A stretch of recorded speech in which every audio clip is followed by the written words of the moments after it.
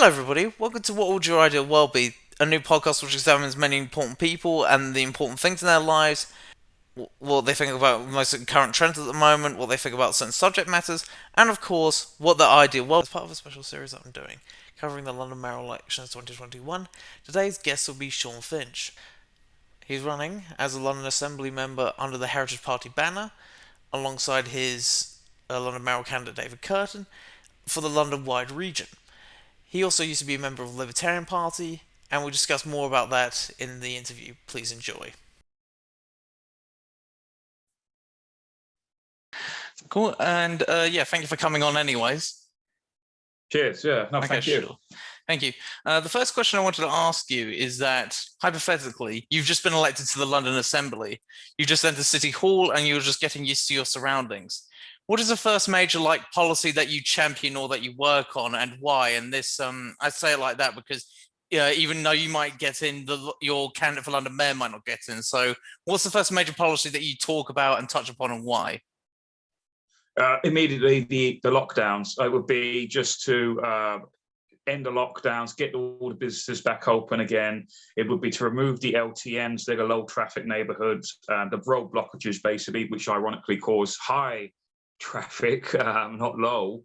And obviously to stop this ridiculous statue destruction that Sadiq Khan wants, which I can't remember. It's got a fancy name now, and I've totally lost Diversity Commission, I think. Yes, for the public realm. That's it. Yes, it's just a poncy, fancy title that is being used, but basically it just means knocking down all statues, and that's why David Curtin, we created the Heritage Party, because he wants to protect the heritage. So in a weird way, Sadiq Khan actually gave birth to the Heritage Party because he proposed that commission. And then David Curtin was like, well, do you know what? Then I'm going to start a party then to protect our heritage, because you want to destroy our heritage. Mm-hmm. And why is that so important to you in terms of protecting heritage? To anyone out there who might feel that there might be some justification to statue toppling or whatever, why do you feel like that? Critics who would say, well, these are from an old bygone era and so on, and some of these people were supposedly racist or so on. What would you say to those people who may suggest that in response or whatever? Well, the point of statues, whether you think, like one man's terrorist is another man's hero, whatever you think of a statue, the point is that it's a part of history, and if you erase history, then the same mistakes of the past will come back again. So so all this sort of nonsense about so in that case, should we stop learning about Hitler? Should we stop learning about Stalin? Should we stop learning about Pol Pot, and various other dictators?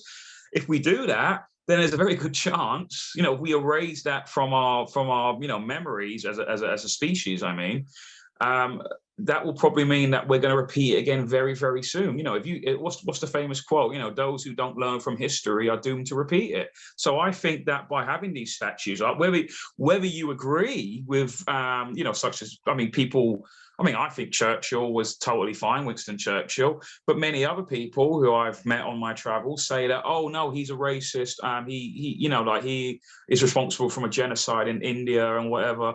It is, and that might be true. I can't say that for sure, but I'm sure that he should still be there, and then you can learn from both sides of the argument, things he did good and things he did bad, and learn from that. So I think it's good by keeping them. By trying to erase our history, I think it's just another way for these highly authoritarian, fascistic-minded people who call themselves ironically anti-fascists. They want to implement their crazy ideas again and just try and do it again. Mm-hmm.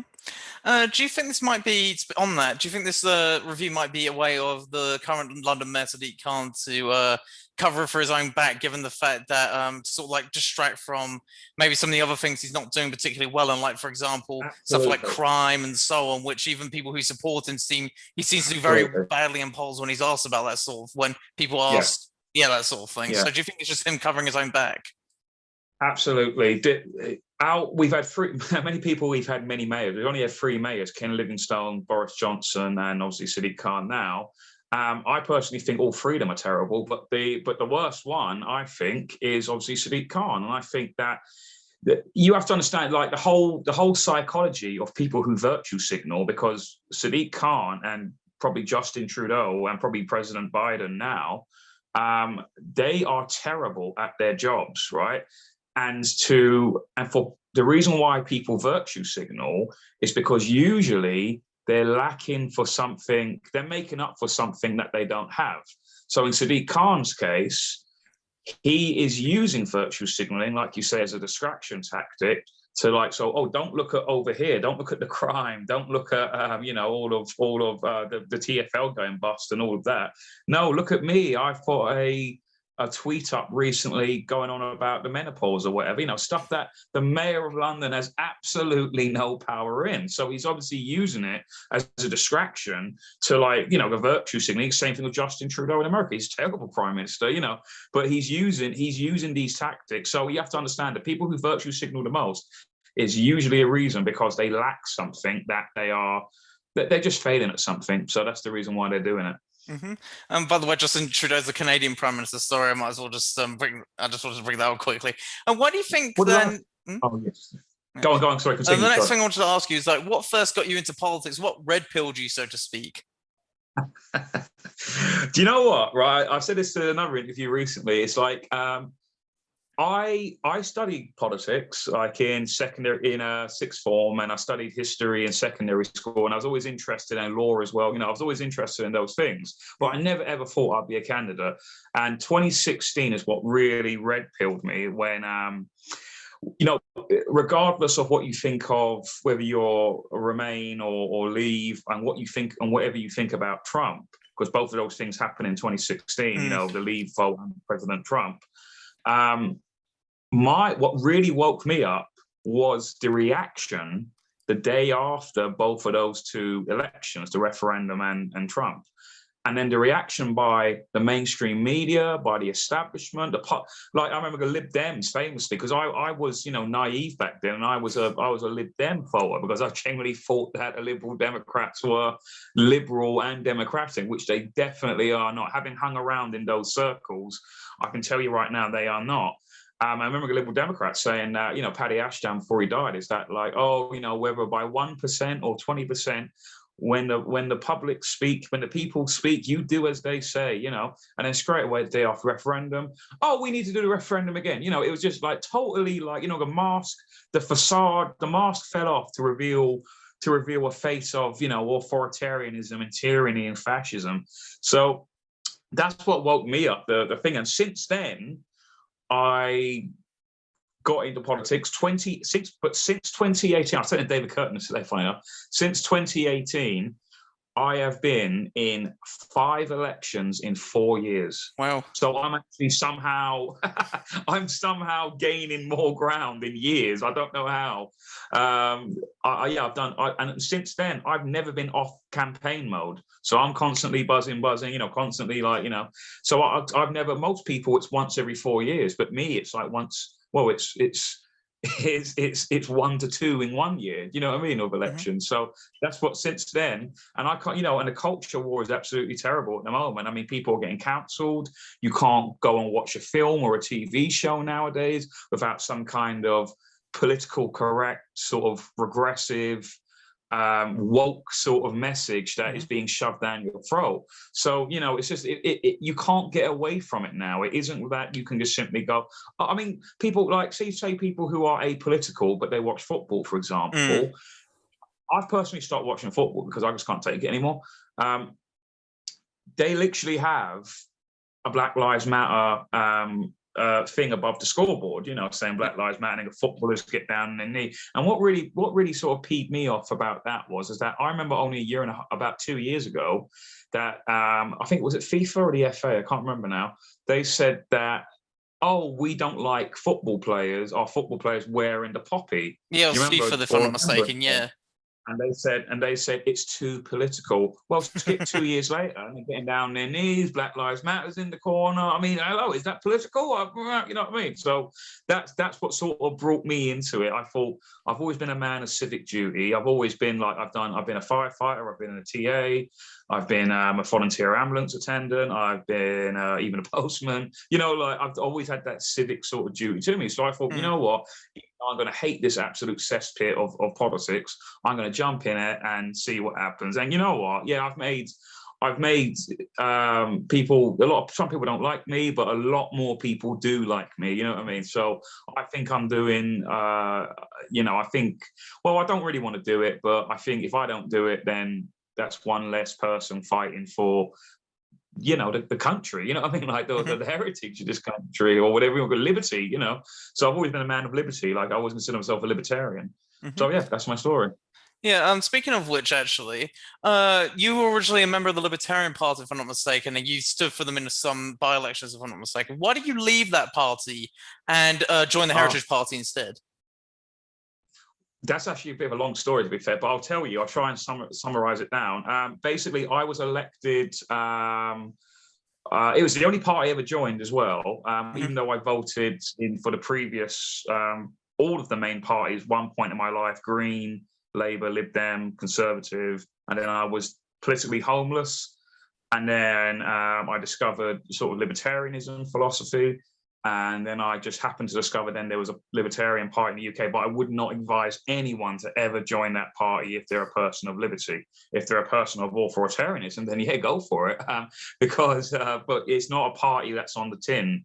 And we're not just saying that because I'm one of these snobbish libertarians. I mean, I actually experienced it. And what happened to me was I was elected by the membership. And a lot of the national committee can't say that. They weren't elected, they were appointed. So there was a lot of this sort of double standards where, so for example, we were a Brexiteer party, and we were against the very nature of the European Commission where they're appointed.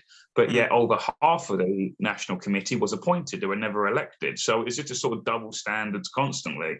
There was another policy where they introduced national service. So basically the state is forcing individuals to work for the state, you know, in some way, you know, whether it be military, civic services, fire service. That's not the point. The point is, I mean, if the Conservative Party or the Labour Party introduced that sort of policy, fine, because they don't claim to be a libertarian party. But when a libertarian party, which its philosophy is basically don't rely on the state and make state as tiny as possible and believe in individual liberty, when they propose a policy where they're basically saying get the state to make people do national service, then sorry, that's a contradiction of the very idea of libertarianism. So there was like stuff like that. So I was elected on the national committee by the members representing London, and there were people on the national committee who didn't like that I was a jumped up working class man who you know, you know, snooty sort of elitist libertarians, what it claimed to be, and they didn't like the idea that I was on it. And then one day the chairman of the party, who's a really great guy, Dan Liddycott, please do check him out, he's a really great guy, he resigned suddenly. And it was really out of the blue, and we didn't know what was going on. So we all had this.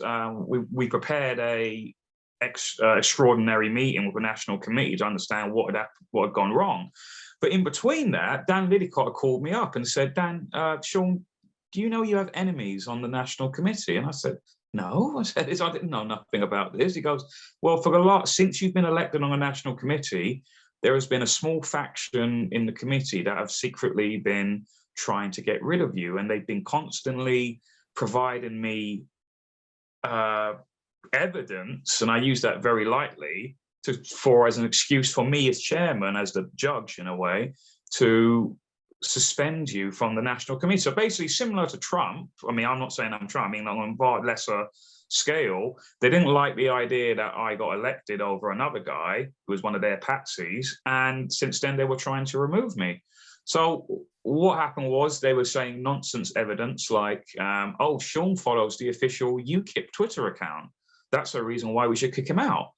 And but the hilarious thing, I mean, nothing wrong with UKIP. You know what I mean? Like they aren't, whatever you might think of them, they're not, ridiculous. But the more hilarious thing was that the guy who helped compile the evidence, was literally a UKIP candidate only 2 years prior for MP. So it was this sort of nonsense, and like, oh, Sean follows all of these other these other smaller party accounts. And the only reason why I did that was because I would like to keep up with my competition. I want to know what they get up to. So that was simply it. But it was all this sort of, let's throw everything at the wall and see what sticks. I can't remember some of the ridiculous ones. It was just, I don't even think about it until people ask me about this. It's going the wrong way. Yeah, I mean, I can't, but there was all these other, I can't even think of the other examples. But anyway, the Dan Lidicott, he wasn't an ally of mine. We were all, like, people think there was a civil war going on in the National Committee. That's not what the case was. There was a small faction of authoritarians, and then the rest of the three quarters of the committee was independent-minded people who had no loyalty to each other. So it wasn't like that it was like one against one. It was just this really regressive sort of these old buffoons, I would call them. And yeah, they just didn't like me on it. And what happened was they threatened the chairman and said, well, if you don't rule in our favor, because they threw everything out and said, this is like a child comprised it. They threatened him and said, oh, if you don't remove Sean, we're going to challenge you in an election, and then you're going to lose because you don't have they pretended that all of the other National Committee members were in unity with them. But again, because we were all independent-minded people, Dan didn't know that. So Dan just went, okay, fine, I resign. And then it caused that. And then we went on a conference call, and then it all came out. And then it really, I mean, I've never seen sort of sociopathic sort of behavior from these guys, because they were all going, we don't know why Dan resigned and all that, but we all knew what had happened. So it was watching liars lie, and then it came out, and then we exposed them and said, right, guys, we know what's going on. You don't need to lie anymore. So it's, watching all of this occur. So that's what happened. And then it caused this cascade then when it all came out, because the disciplinary committee was basically then my judge, jury, and execution, because it says that's what I'm saying. I can prove to you the Libertarian Party is an authoritarian party, because even in the party's constitution, something that we didn't see play out in real time until only then, the National Committee is also the disciplinary committee, and the guys on it didn't recuse themselves from the trial, essentially my trial.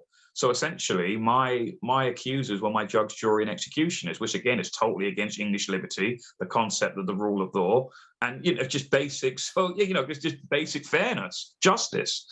So that's what happened. And then the appeals committee was also the same body. So again, why would a court ever rule differently if it was the same court that found you guilty in the first place, and are also made up of the people who are your accusers? So this is all public documents. So that's why I say libertarian in name only is not a libertarian party. Stay well clear. The Heritage Party is, ironically, even though it doesn't claim to be a libertarian party, it calls itself a social conservative party.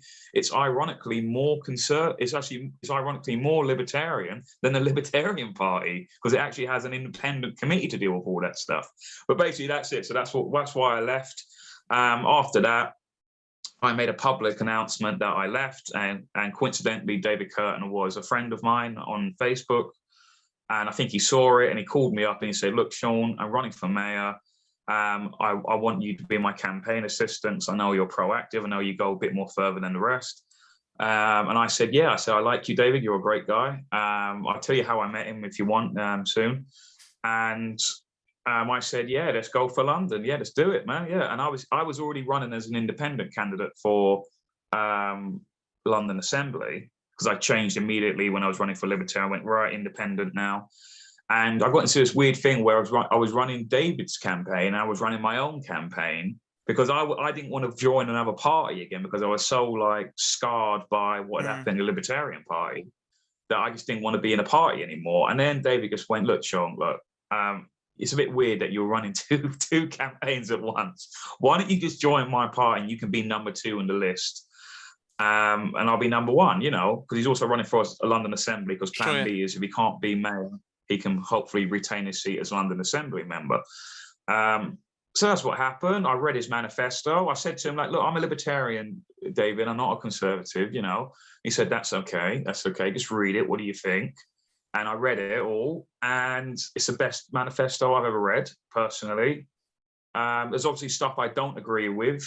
I reckon I agree with about 75% of the manifesto, which is fine, because really you only need to agree with about 51% of a manifesto, because you will never agree 100% with a manifesto unless you've wrote it, like Yeah. as David has. So of course he agrees with it. But I agree with about 75% of it. There is some overlapping of, it is a party of liberty. It does talk about liberty and free speech, and far less government and, a state, I should say, far less intervention in the free market, to make it free, in a sense. So yeah, I was like, okay, let's do it. Yeah. So then it just sort of, I merged into one then. So then my campaign merged in with his campaign, and that's how I'm running. So that's the origin of that. Speaking of which, actually, you talked about like you agree with 75% of the manifesto. On that sort of front, how does your libertarian views mesh in the Heritage Party then, given that the leader David Curtin supported the banning of Uber, for example, and whose party platform is against mass immigration, among other things, which seem contradictory to libertarianism? Do those views clash? And if so, what are the 75% of those views that and policy platforms that entice you to the party? Well, I mean, yeah, you're right. There is some stuff I don't agree with. Like one of them, for example, is David is against. Yeah, I'm more. He says fair markets, and I say free markets. And I say, when he says fair markets, I say there is no such thing as a fair market. There is either a free market, or there is. Well, I'll go as far to say there's either a free market or there's socialism. There is no in between. You're either one or the other. He says it's a fair market. I see. I'm more, because I've got a sort of libertarian understanding. Libertarians, in my opinion, vastly understand economics more so than any other philosophy, whether it be conservatism, liberalism, definitely socialism. As Hayek said, if socialists understood economics, they wouldn't be socialists, and I think that's a true statement. So that's one. Yeah, that's definitely one of the things. Another one is he's against renaming of bridges. Now, this is sort of like a bit of a conflict with me, because yes, bridges are part of our heritage, etc. Although I wouldn't definitely wouldn't change things like Tower Bridge or something more, historic like that. But I'm talking about little bridges, like, road bridges and stuff like that. And he doesn't want businesses, corporations, whatever you want to call them. I'm totally against big multinational corporations. He doesn't want them to name change by a corporation, whereas I would be, well, my deal would be to say if Nike or Adidas came up to me and said, oh, can we buy that bridge off you? Just not a well-known bridge. I'm talking about like a Dartford Crossing, I don't know, something like that, right? And they said, hey, can we buy that bridge? And my deal would be, well, no, you can't buy the bridge, but you can rename it if you wish to the Nike Bridge or Reebok Bridge or whatever. But you won't buy it, you won't have it, but you can change it. You can advertise it as the Reebok Bridge, but you have to maintain it. So, and I would do the deal where you can buy the lease of it for you can rent it off me essentially for a very minimal charge. I'm not saying what charge. Would I say £1? I don't know, but you can rent it. But from now on, you always repair it. You always do that. You always do that. And in my opinion, that saves taxpayers money then, which then that money can then go back to the taxpayer or diverted to somewhere else where it's needed so that's the sort of thing. So David would probably say absolutely not. I'm going to I want the governments to manage it, but I mean, the Libertarian, the government are terrible at managing everything. Like, you know, even the potholes, the roads, you know, they're terrible at that. You know, so you know, I would prefer giving it to a business that will actually go, yeah, you can call it whatever the hell you want. Yeah, you know, within reason. I mean, you can call it whatever you want. But the deal is, you're not going to own it. It's going to be ours. You can rent it from us for a very small price, but you will always maintain it and fix it and whatever. And if you do a bad job, we'll get back that bridge because we always own it. That's just my solution to it. David, I don't know whether he's properly thought about that. I don't know. We're not had that conversation yet. But that would just be one thing I disagree with. So that's like one example where I would disagree with on David, for example. Okay, the next thing I wanted to discuss with you is about your manifesto, as there are many interesting things about it. One of your policy proposals to make London safe again, those are the manifesto's words, as your website puts it. And for this, the party plans to have a strict law and order stance and end what it calls politically correct policing. How would this work, and how would it be better than the current policies that the current mayor has in place? Well, at the moment, you've got there's a division of the police which monitor hate speech. So basically, there's police officers that should be on the, what's the quote? They're policing tweets, not policing the streets. So we would immediately, day one if David was mayor, because the mayor was also the police and crime commissioner, just like the sheriff basically, he would immediately instruct the Met Police to close that division and get all of those police out on the street or wherever they're needed the most. Yeah, get them all out of that. Unfortunately, Sadiq Khan, I believe he's the creator of that. He's creator of that thing, and obviously, and Cressida Dick is all totally in cahoots with it, you know, and all of it. So we would immediately end that and get them back out on the street. We'd also.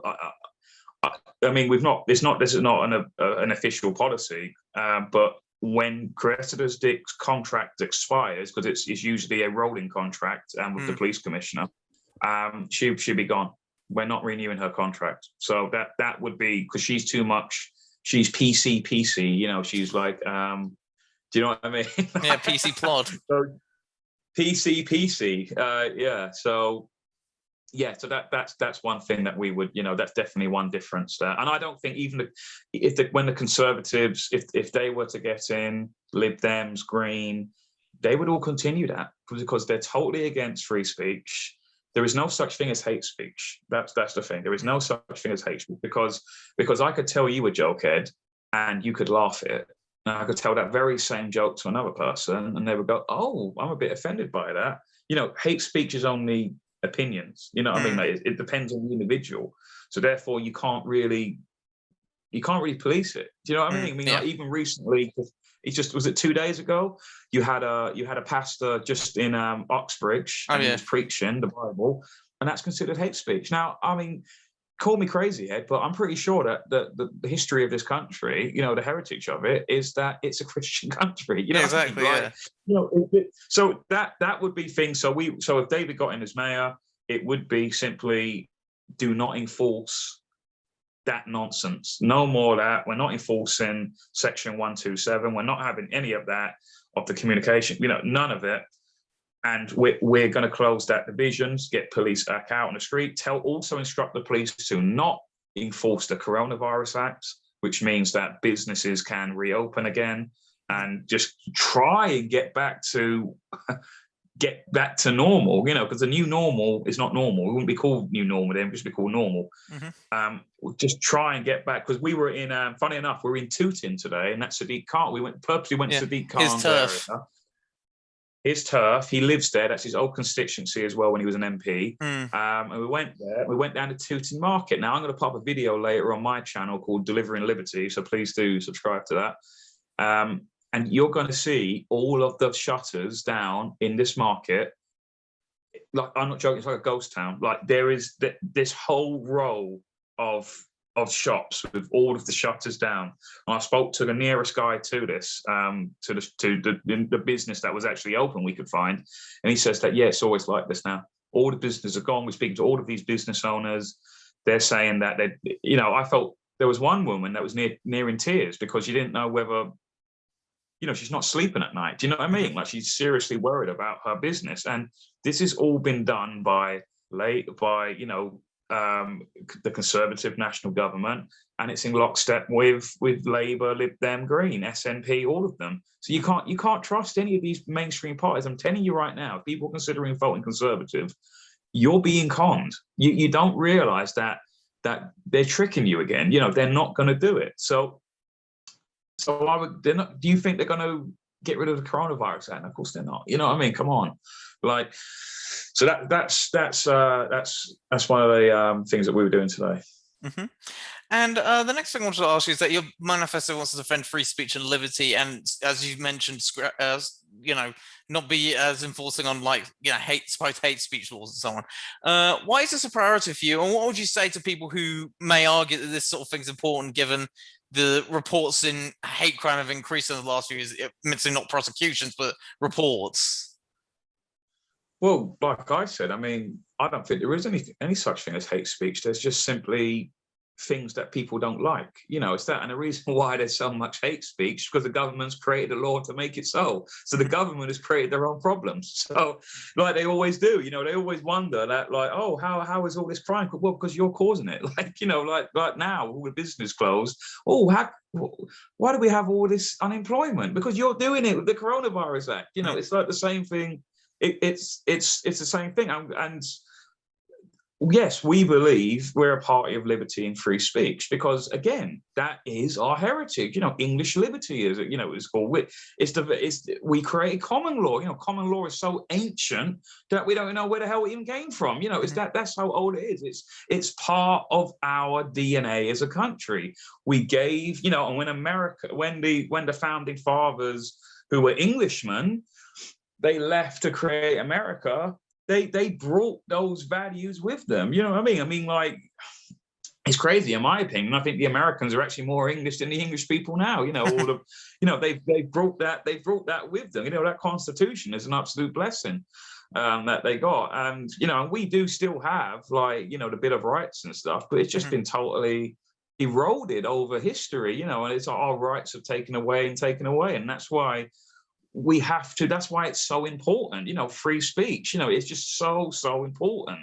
And ideas of this hate speech is just, it's just another way to try and control people, to try and control their thoughts, trying to control their opinions.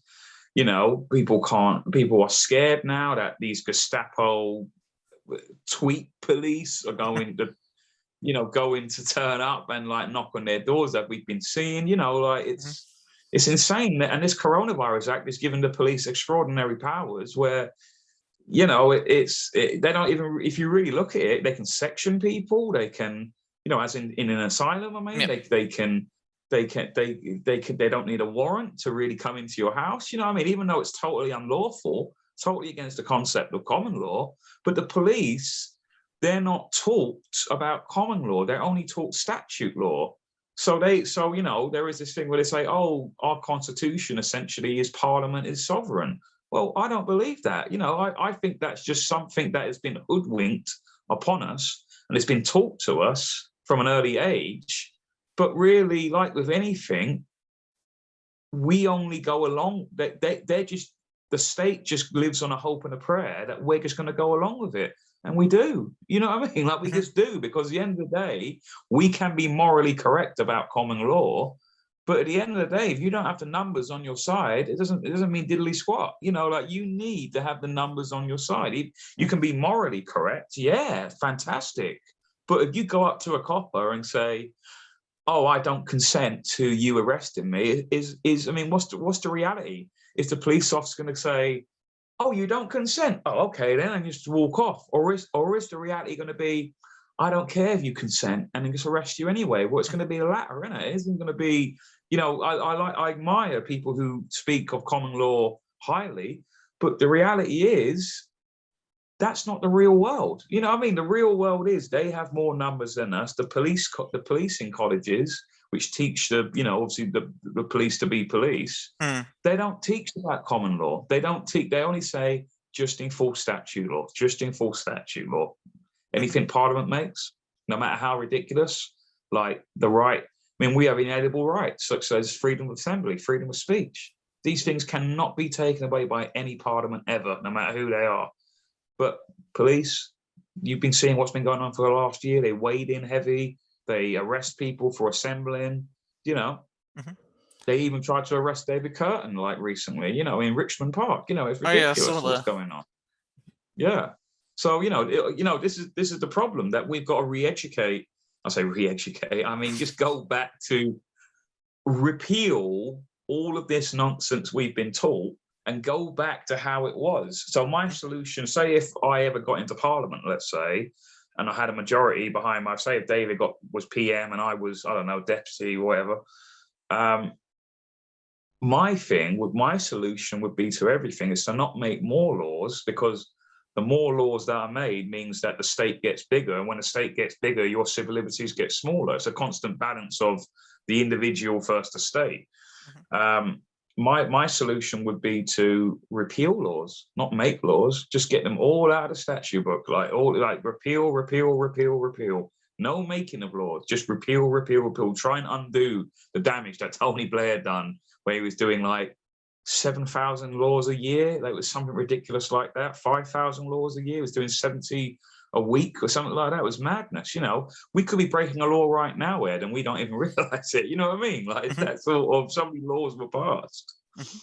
Oh, the next thing I wanted to ask you on this is that, do you think like the police being politically correct stops them from enforcing certain laws or stops them from behaving in certain ways that might, be doing what the law says, but they're too scared to enforce it because of certain things? Like, specifically what I'm thinking of is the 2018 Lewisham East by-election, which you stood in and I attended that hustings, where a far left group was there and they were allowed to, senator races where they were allowed to do whatever, and they were allowed to shut down the event when they should have probably been moved on. And just, do you think that that's the reason why they don't enforce these laws, because they're scared of having certain labels thrown at them? They, in my opinion, they are instructed. There is two-tier policing in this country. I mean, I'll come back to that by-election in Lewisham where I met you. But I can give you a very recent example, literally just Saturday, just gone. The Saturday before, in the big anti-lockdown freedom protest, on the 24th of April, at least minimum, but I've heard a lot more, at least minimum 200,000 people attended. They marched through London. There was no violence whatsoever, right? No breaking of windows, none of this, right? And when we did a full lap, David Curtin was there, loads of other sort of people that, and like when we got back to Hyde, we started in Hyde Park and then we ended in Hyde Park, right? We did a massive lap around London. And you've probably seen the videos. At the end, there was a band called Jam for Freedom playing, and the police tried to wade in heavy, right? Even though there was no evidence whatsoever. There was no one there. There was no violence whatsoever. Sure. Right? They waded in, and they got, I'll be honest with you, they got their asses kicked, mate, because people were sick of it now, and they had to retreat. And there was a lot of bloody noses, literally, and bloody heads from the police because people were sick of it now, right? They caught, again, just like government, just like the police, they caused their own problems, right? Had they not done anything, had they just simply just watched, and people were leaving anyway, right? Had they done that, nothing, no violence would have occurred. They caused the violence. And I'm a man of defense, Ed, right? If I don't care whether you're a police officer or a member of the public, it doesn't matter. If you attack people, without provocation, just do what they did, then I believe you should defend yourself. I believe in self-defense, right? Now skip to just a Saturday just gone, then a week later after that one, Kill the bill protest. And yes, I do believe that protest bill should be quashed. But the people who attend Kill the Bill, you'll notice, are Extinction Rebellion, Black Lives Matter, feminists, just, all of the state-approved regressive gang, right? And they had a big part. They went around, and I heard there was some violence, and they went around, and then at the end, they went to Vauxhall Park, or a park in Vauxhall, and they had a big rave. The police just watched from afar, did nothing.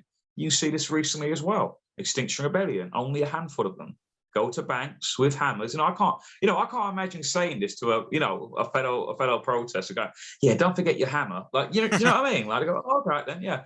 Like, a handful of them went to buildings and smashed those windows, cracked them, with the hammer and the pick and whatever. And they done that. Police, absolutely nothing. This is what I mean, two-tier policing. You saw, David Curtin only like 3 weeks ago. We were in Shepherd's Bush Market on a Saturday. We went to Shepherd's Bush Green after because there was a great reopening event. And there's a little, very small group of people playing music, freedom people. And again, it was getting a bit cold and people were going home and the police decided to come in heavy. Arrested a bunch of girls. There's always girls that go after, girls and elderly people. I've noticed that with these police. Mm-hmm. But yet they do nothing with, and then compare that to Black Lives Matter last summer, get down on their knees. There is two-tier policing in this country at the moment, politically correct policing, who are being instructed, in my opinion, by the Police and Crime Commissioner, i.e., aka Sadiq Khan, the Mayor of London, that are doing that. He has got, you see his tweets as well, he praises Black Lives Matter, but then he tells anti-lockdown people to go home. This is truly two-tier policing. People are being terrorized by their own police, which they pay taxes for. It's disgusting what's going on. And the police are meant to have this oath of not to go against people's human rights, and they do it anyway. This is disgraceful what's going on. But back to 2018 in Lewisham East by-election, that is actually where I met David Curtin for the first time. Didn't know who he was. He didn't know who I was. Mm-hmm. And we had to brunt that. So what happened was there was a group called Stand Up to Racism, which ironically are racist, because I was with my mate who happened to be a black guy and he had long dreadlocks, and they weren't going to let him in because they said to him, like, oh, if you go in there, you're an Uncle Sam, you're betraying your race. And this is these are white people telling black people that. It's unbelievable. And me and David, we just happened to be standing near each other, and we had to essentially barge our way through this gauntlet of, because it was literally like, it was down an alleyway, weren't it? The entrance to the thing. Did you actually get in? Did you actually get into the building? I had to shove my way in. Some other guy helped me. Yeah. I think his name's Neville, but I can't remember. Another black guy, funnily enough, and I'm very thankful for that. They were very abusive and so on, but comes with the turf of those commies. Yeah. So we had to brunt our way in there, and again, the police, like, if that, and if it was an anti-lockdown, that wasn't about then. But I'm sure if that was more of a Brexit kind of group, let's say, whatever, the police would come in heavy. They wouldn't have come in, because what happened was we started giving our speeches, and David gave a fantastic speech. And when he was hilariously, he was interrupted and called racist by a white person, and he continued the speech, and then I had a speech prepared, but I just thought I was angry, I was peed off, so I just thought, hell with that speech, and I just gave one off the fly, and I said, it's absolutely disgusting what's going on that day. These people claim to be anti-fascist, Antifa or whatever, and but yet they're behaving like the fascists, so therefore they are the fascists. It's if it looks like a duck and sounds like a duck, it's a duck, isn't it? Like, so this was a what? And I gave a speech, and I said they were protesting, not me and David, but they were protesting a woman called Anne-Marie Waters, who's still the leader of For Britain, and she didn't even turn up. So it was even more reason to not have this vicious gang, this fascistic-minded Labour mob outside. And I gave a speech, so I may not agree with everything Anne-Marie Waters has to say, but she has every right to be here and say what she wants to say, and then let the people of Lewisham, via the ballot box, decide who their new MP is going to be. Not these lot who want to shut down, these lot outside who want to shut down democracy, and these hustings kind of thing. But, people quite like that. And then almost like comedic timing, the police inspector walked in soon after and said, we've got to shut down the debate because all of these lot out here, they're causing like a riot outside. So, surely I'm just thinking it. I mean, like if I was the police commissioner, or a local commander, and I heard that, right, so let me get it straight. So there's a political democratic debate going on outside, and then there's these thugs outside shoving people, spitting at people, because one person was arrested for spitting. All of this, well, I'd say, well, get the TSG and get them off, because they are causing violence. And again, I believe in self-defense. They are causing violence. Get them out. I'm not having a political democratic debate shut down. Mm-hmm. That's what I would have done. But whoever the Melts are, or in the Met Police at the moment, or maybe they were instructed to, because look, I don't go down conspiracy theory sort of rabbit holes, but I can tell you for a fact that Stand Up to Racism is a Labour-controlled group. Literally, Diane Abbott is their president, Yeah. and then and MPs and councillors are also other statutory officers for the organisation. So what happened was, in my opinion, because the Labour candidate didn't show up, nor did the Conservative, because they're cowards, in my opinion. They didn't show up, so Labour sent their mob instead. And also, because Sadiq Khan is the Labour mayor, I think, and maybe I'm wrong, right? I'm not saying that. This is just a hunch. This is just a theory. I think he told the police to stand down. Mm-hmm. That's what I think, because he's the police and crime commissioner. Yeah. Before I move on to the next question, actually, the Stand Up to Racism, I think, are an actual front group for the Socialist Workers' Party, actually. And on Khan, I think there's footage that you can find online where he was telling David Curtin, who brought this up, that he had a hand in telling them not to, go ahead. But it's a bit disgusting how little media coverage that received. Only the Daily Express, to be fair, gave it sort of mainstream media coverage. Beyond that, it was just local and Breitbart, and I covered it at the time, if I'm not mistaken, and Westminster and so on. And yeah, Breitbart and stuff like that. But the next question I wanted to ask you was, your party's transport policies are hugely different from the current administration at City Hall, wanted to protect black cabs, scrapping much of the congestion charge and blocking HS2 in London. How have these things improved social mobility and transport around the capital city? So a little bit more of a lighter question, I hope.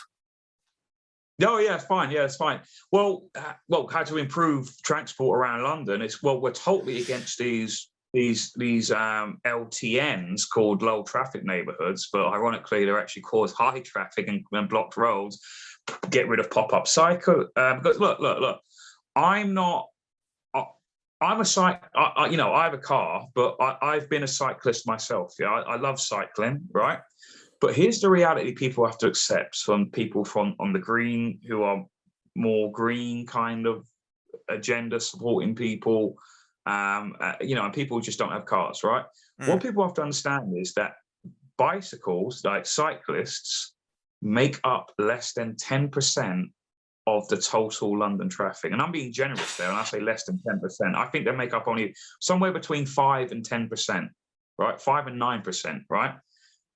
There is no demand for pop-up cycle lanes. There is no demand for street smart, road narrowing LTNs. There's no need for them. We'll see a video later I'll put out, because we're in Tooting and we were out. David was speaking in front of a pop-up bicycle lane, and we stood there. We did about, I don't know, a 3-minute interview. I know it's only 3 minutes, but if these cyclists pop-up lanes were in such high demand, there should be a cyclist going by once every 30 seconds, let's say. There was not one cyclist that went by. Right? So the reality is, cyclists have to accept this. There is no need for extra bicycle lanes. The ones we have now that are already built, like cemented in and stuff like that, Yeah. that's what we need. I'm sorry, I know people are going to say, oh, well, then the roads are safer. Well, you know what? you can walk across the road anyway and get hit by a bus. You can't always constantly play this safe, kitten gloves, high-vis society. We live in a high-vis society, really. People wear high-vis even during the day. It's incredible. But we'll get rid of pop-up cycle lanes, get rid of the LTNs, get rid of road narrowing, pavement expansion stuff, get rid of that all. And go back to yeah, just having two lanes, or more lanes than what was originally there. That will improve traffic. HS2, we're totally against HS2. We think that's just a total waste. Well, that's more of a national policy where that's just a waste of money. I would love to see an audit of what's been going on with that, because I got a funny feeling there's going to be millions and millions of pounds that have gone missing somehow. You saw this with the bailout in 2008 as well, from the government to the banks, where there's a lot of money that went missing in that as well. And I think you're going to see the same thing with HS2. I'm trying to think. What's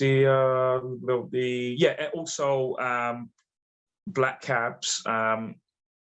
The mayor is in charge of all the TfL roads. So David is honest. You'll see the other candidates, such as Farah London, Lawrence Fox, etc. You will hear them say that, yeah, we'll get rid of all these pop-up bicycle lanes, LTNs, and all of that. Well, that isn't actually true, because the mayor only has control of TfL roads. He doesn't have control of every single road in London. That's down to the council, to the boroughs. Yeah, they control them. But what David has said is that I'm not gonna make you false promises that I can't keep. I'm going to simply remove the barriers and all of that on TfL roads, and any road that a bus can go down, a cab can go down to. So that will also improve more easier flow of traffic. So because you need to help out all of these guys from because the taxi industry is getting absolutely decimated at the moment. So we want to help them as much as possible. David's even introduced a new policy at the moment for London, where 1% of the transport budget will go to fund the knowledge, for black cabs. So that will go to that as well. And I don't think anyone's ever done that. I think that's an original policy of the Heritage Party that David's created. So yeah. On that, we'll get into the last couple of questions now. Your party wants to protect our heritage and environment, mainly by protecting much of London's heritage, from its pubs to its statues, and protecting the Greenbelt from development. You mentioned some of this earlier, but what threats do you feel are currently undermining such as these heritage sites at the present moment? Like, what's up for Sadiq Khan? You touched upon this earlier when we talked about the statue stuff. Yeah, yeah, you're right. I've already said about the statue stuff, so I'll just talk about like the Greenbelt, for example.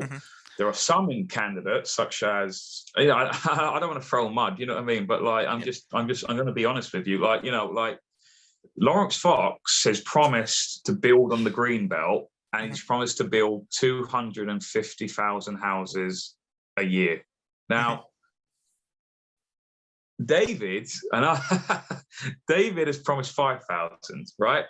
Because this is the thing: the housing thing is always the kryptonite of all London mayors, right? Because the reality is, the mayor cannot build these houses, really. Do you know what I mean? That's why David's one so low. It's realistic. It's realistic. It's 5,000 a year, whereas.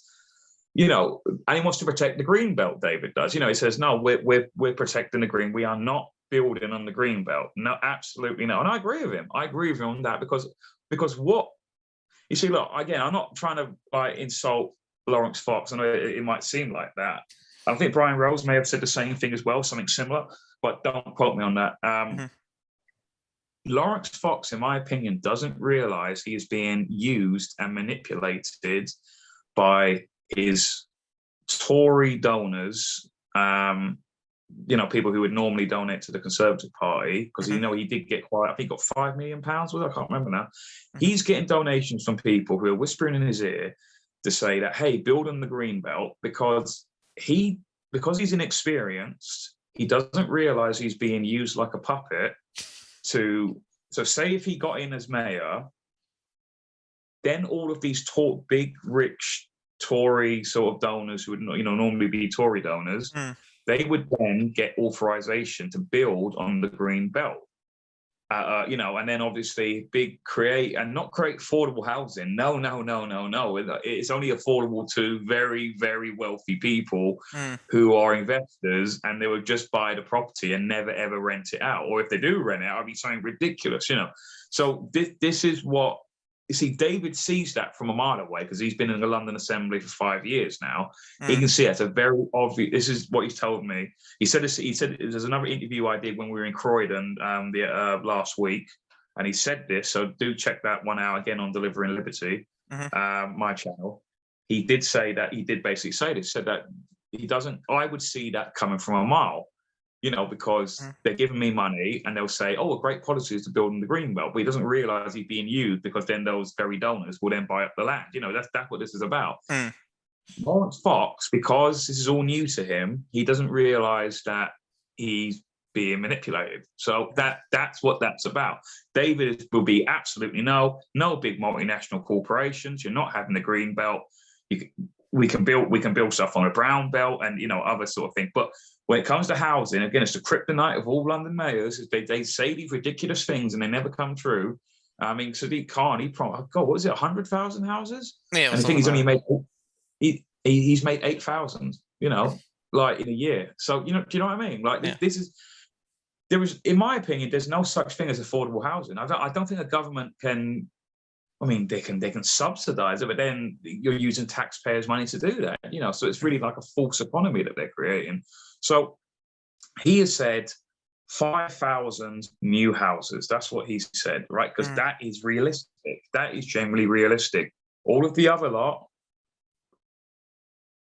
I mean, they're saying these. It's almost like they're throwing everything at the wall and seeing what sticks. Like it feels like I wouldn't be surprised if the other candidates came out and said, "We're going to give everyone a puppy." Like, do you know what I mean? Like, so it's these kind of like ridiculous things they're just throwing. Like that is just such an insane policy. Like we're going to, and also he wants to make everyone have free travel for the next. This is Lawrence Fox. I mean, he wants everyone to have free travel for 6 months on TfL.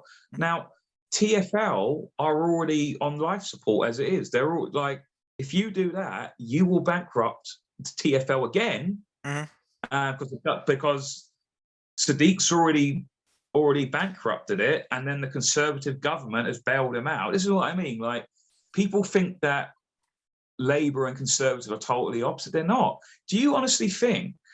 I mean, whatever you think of this woman, right? Do you think that if Margaret Thatcher was the Prime Minister? And Sadiq Khan came along to her and said, "Oh, I've bankrupted TfL. Can I have some money, please?" Do you think she would have gave a blank check to Sadiq like Boris did? Probably not. Or do you think no? Or do you think she would have gone, "Sorry, the purse is shut. I don't care whether you got to go out there with a tin on the street and beg for money. You got to find a way to raise money yourself. The purse is closed. I'm not giving you any money." That's what she would have said. I'm telling you, man. Like looking, studying her history. That's what. Like she did it with the GLC, the Greater London Council, when they bankrupted. She went, "Well, in that case, I'll just get rid of all them." This is the sort of tough love you need to impose. Boris Johnson's weak. I'm sorry, and he's clearly shown that he is totally incompetent with civil liberties. He's totally closed up the economy. He's destroyed the economy. And all of these parties are together. They have no. The Conservatives in the last 10 years, they've created most of the debt. Most of the national debt compared to the socialists. You know what I mean? Like they've ironically made more debt. We're £2 trillion in debt at the moment that we will never ever ever pay off, because people don't understand how much a trillion is. They go, "Oh, a million, a billion, a trillion." All the same, you know what I mean? Like they don't understand that you can't count to a trillion. Like if you're fairly young, if you try to count to a trillion, if you just dedicated your whole life counting to a trillion, you would literally die before you would get there. Correct. That's how much a trillion is. You can't count to a trillion because only a billion seconds ago it was the 1980s. Do you see what I mean? Yep. That's a billion, not a trillion, a billion. And then a billion minutes ago, the Roman Empire was still about. So, people don't understand this. They just think, "Oh, a trillion, whatever." You can't count to a trillion, right? This is the thing. So the Conservatives, Labour, Lib Dem, Green, they have no understanding of economics. They have totally destroyed this country. do not vote for any of them on the 6th of May, because they will continue to bankrupt this country. Well, it's already bankrupt, but they will continue to. We are in the fall of Rome times.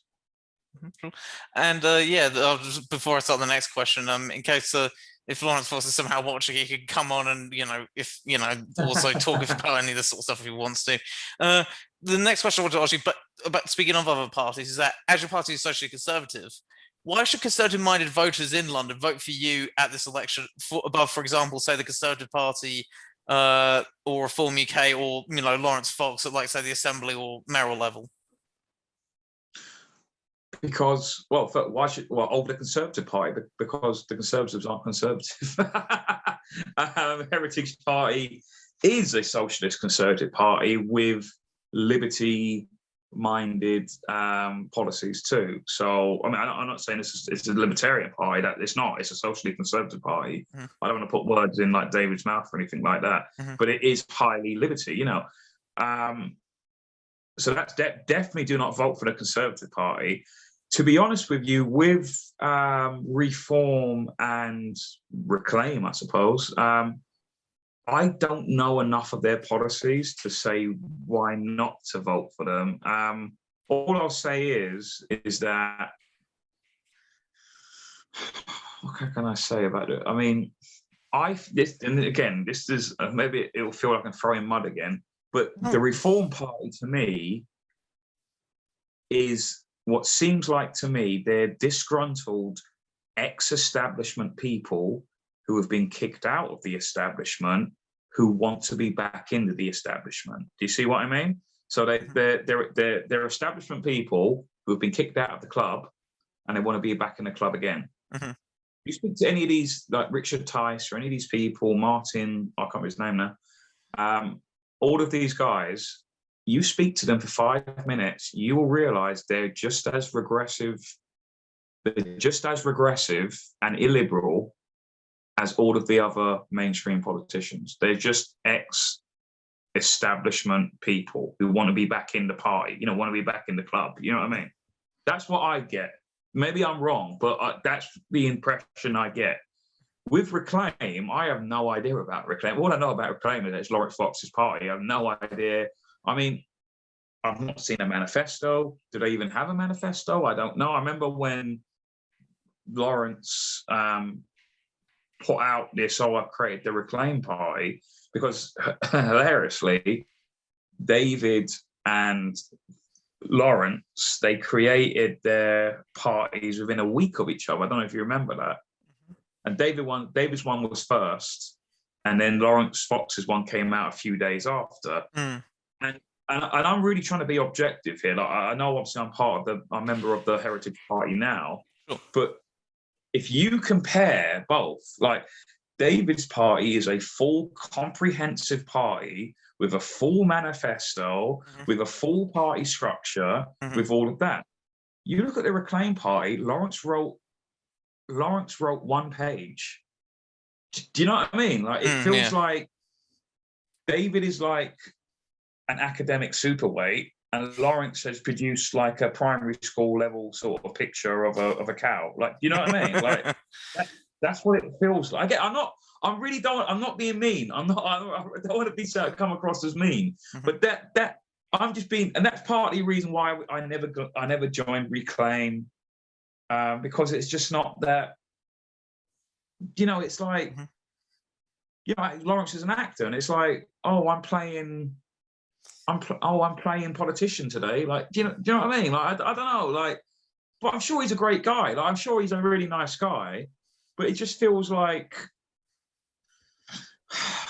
it just feels hollow. It just feels hollow. Like, I don't feel there's any structure. Like, like the party itself. I don't know. Maybe Reclaim does have a manifesto now. I don't try and keep.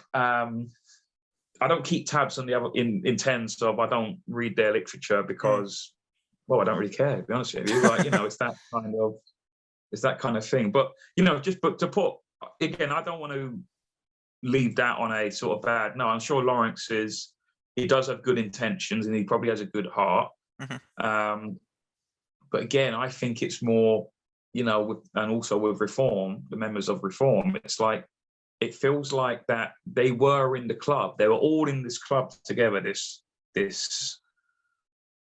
state, I don't know, establishment, 1% club, whatever you call it. It feels like all of those people were in it.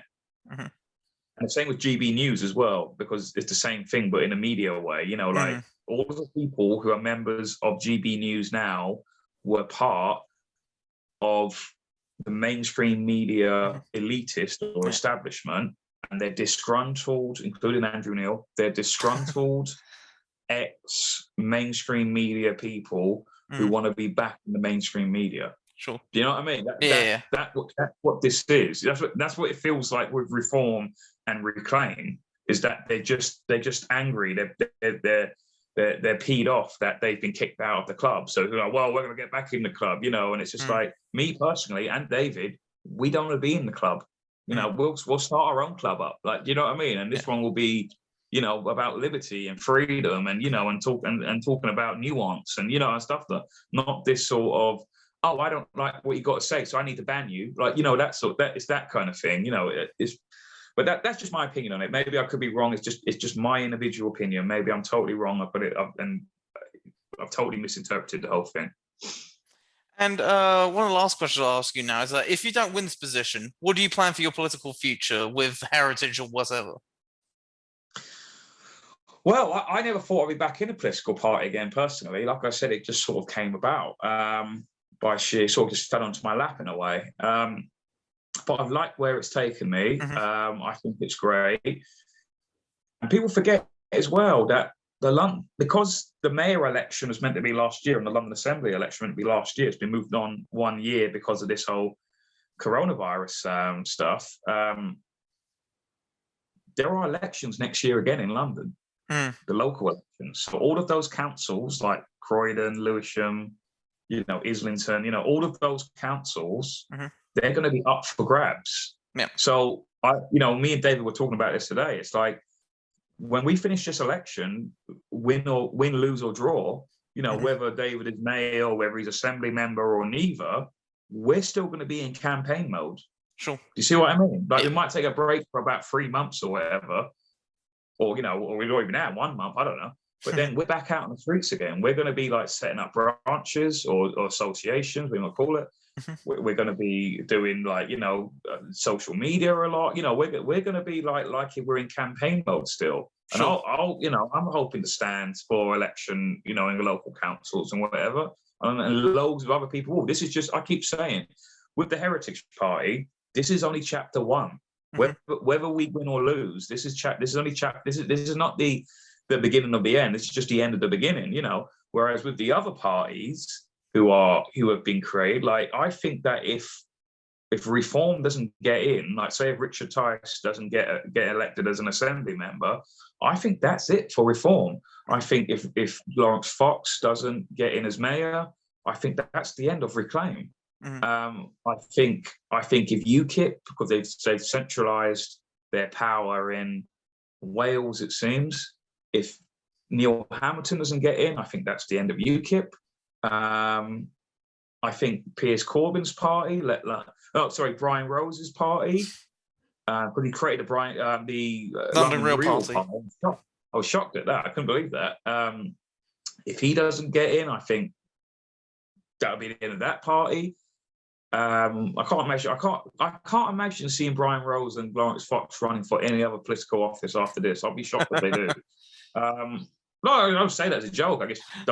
Just so funny that it's happening in the first place, I guess. Yeah, I know. And Piers Corbyn, I think if anyone was to have, because he's got the Let London Live party. I think out of all of them, I think if he was, because he's very committed, Piers is. Like, it's funny because if you told me a year and a half ago that I'd be hanging around with Jeremy Corbyn's brother, I just wouldn't have believed you. Do you know what I mean? It's just one of those crazy things. But I like Piers a lot. I got to say, I like him.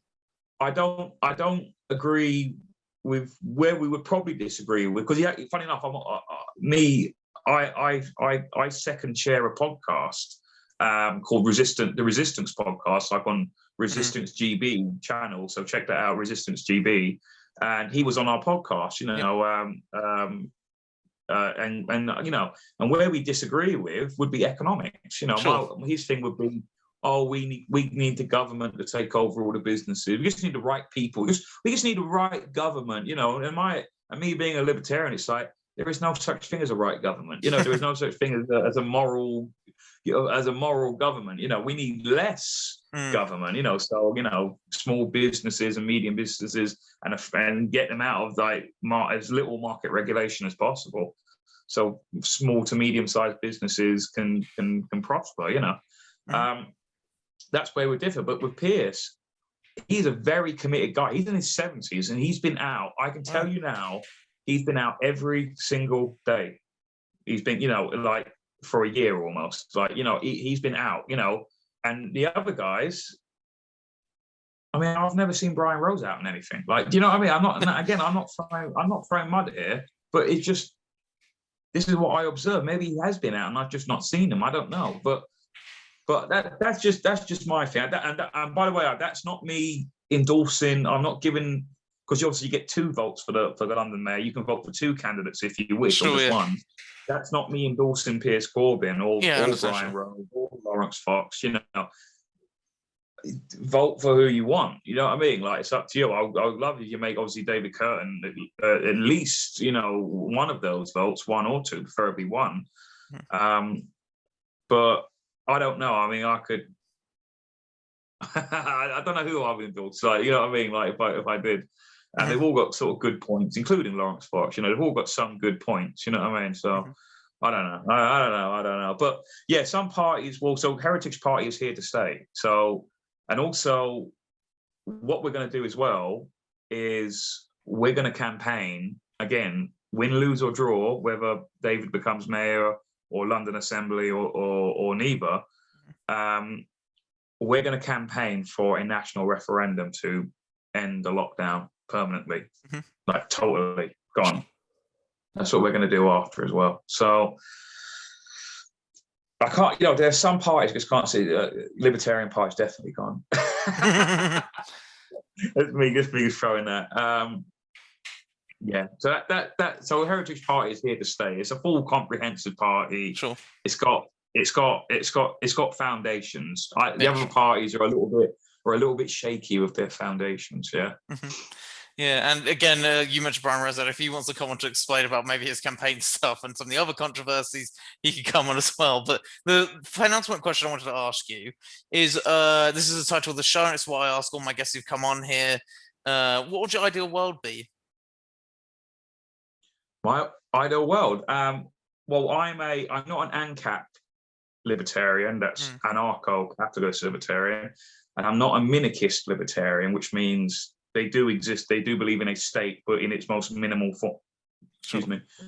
I am a voluntarist libertarian, where I want to live in a voluntary society. So that would mean that I would want taxation to be voluntary, because right now, taxation. I mean, there's a famous libertarian quote: "Taxation is theft," and it is theft because at the end of the day, there's an invisible gun to your head.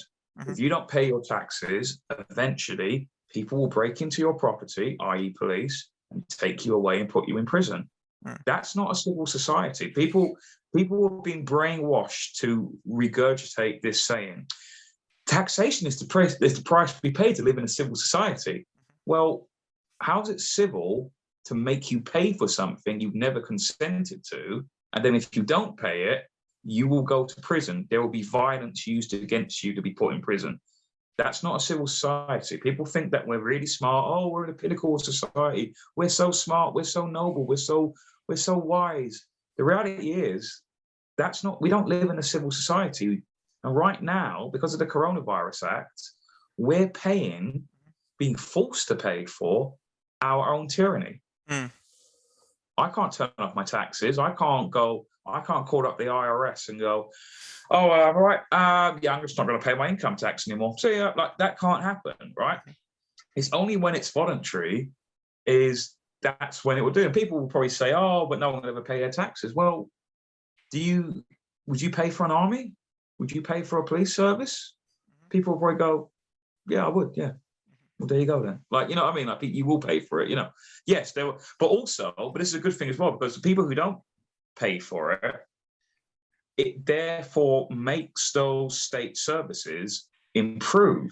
Because right now, at the moment, because the reason why private businesses and charities are always vastly superior to state services is because the private business and charity has to actually work for your money, right?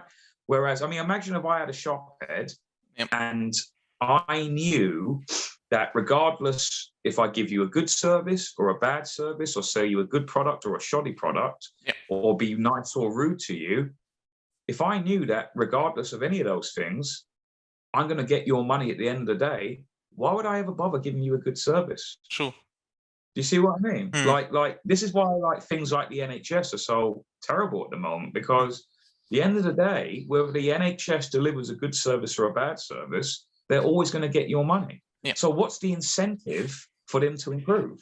There is no incentive. So that's why the state services are always terrible, because they don't care whether they give you, like local councils, they are supposedly meant to fill in the potholes. I only know when there's a council election when the potholes are suddenly filled in, by the way. But but the reason why a lot of these roads aren't done and stuff like that is because the council's getting your money. They don't care whether you like, you know, especially if it's a safe area, you know, like Lewisham, every single councillor in Lewisham, there's 60 of them, they're all Labour. Mm. There's not one opposing voice. There's not one Green. There's not one Lib Dem. There's not one Tory. Not even an independent. Last time I checked, anyway. Mm. But so why would they? So that's why Lewisham's a dive, because they're dominated by one party. You know, I used to live in Lewisham. I can say that. Like, that's the reason why they don't care, because they're getting your money. Because if you don't pay your council tax, they'll send the state enforcers, i.e., the police, to break into your property and take you away. Mm. So you see what I mean? This is why this isn't the world you think it is. This isn't a civil society. You know, taxation is to privately paid, live in a civil society. It's not civil. That's called tyranny.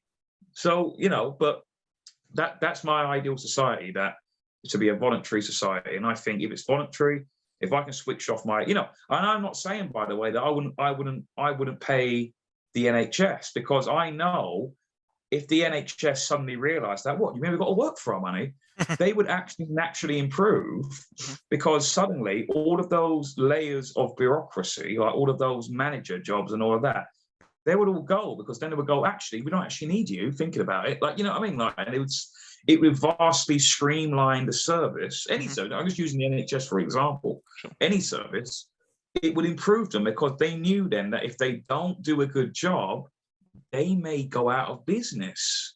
This is what's great about the free market. The free market will regulate itself. You don't need to do any sort of regulation, really. So, because if they don't deliver you a good service, they don't sell you a good product, people won't go to your business anymore. You know, this is what I want to see, like, in the future. And until people realize that, they'll just go, oh no, we just need to give more money to the NHS. We need to give more money to all of these state services. Yeah, but all you're doing is just throwing money at the problem. It doesn't sort out the incentive for why they should improve, you know. And also, government is notorious for wasting money, you know, like, because it's not their money, is it? Because again, it's forced money. We're forced to give them money, and then they get all of this money, and then they go, it's not my money, I don't care about it. And they will spend it on nonsense. Whereas if they got only a smaller amount of money, and they knew that people said that, you know, oh, well, if you don't do a good job, I'm going to switch off my taxes, suddenly they'll be very much more fiscal with that money. And, you know, oh, I won't give it to them because they'll waste it, I'll give it to them, you know. That's how it would do. So I think that's the ideal world I want to live in, a voluntary society, because then everything will naturally improve. And the ones that don't improve, they will go out of business. But then guess what? Something will come along to replace that, you know. But do people honestly think that if the NHS wasn't about, there would be no hospitals, there would be no healthcare? You know, of course there would, because if people want to make money and make profit, and no profit, all a dirty word, Okay, thank you for coming on, by the way. Thanks for that. If people want to find you and so on and learn more about your campaign, or where do they need to go? Just what social media accounts do you have and so on? I have on Facebook, I'm Sean Finch for Liberty. On Twitter, I'm Sean Finch for London Assembly, I think. I'm on Gab, same one of those Sean, Sean Finch for Liberty or Sean Finch for London Assembly. I've got a YouTube channel called Delivering Liberty. I'm also part of this loose alliance with other YouTubers called Access Media UK. So search for that. That's on Facebook, and obviously it's got a YouTube channel as well. I'm also on a channel called Resistance GB, where I'm usually second host. I mean, a lot of their videos, basically, quite a few of them.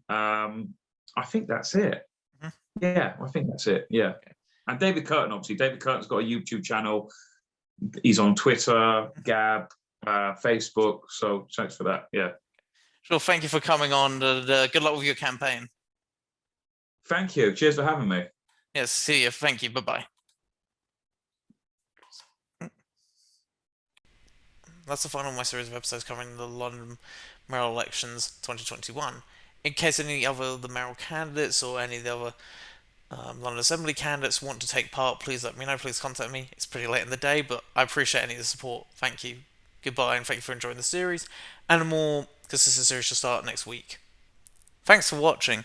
If you enjoyed this podcast, please like and share this video, as well as subscribe to the Ed Interviews YouTube channel, and also the Ed Interviews BitChute channel, and also look at my stuff on Mixcloud as well. I have more of this content coming in, and also subscribe to my Patreon subscribe star as well, for more guest requests, as well as free copies of my old books. Until then, see you next time, guys.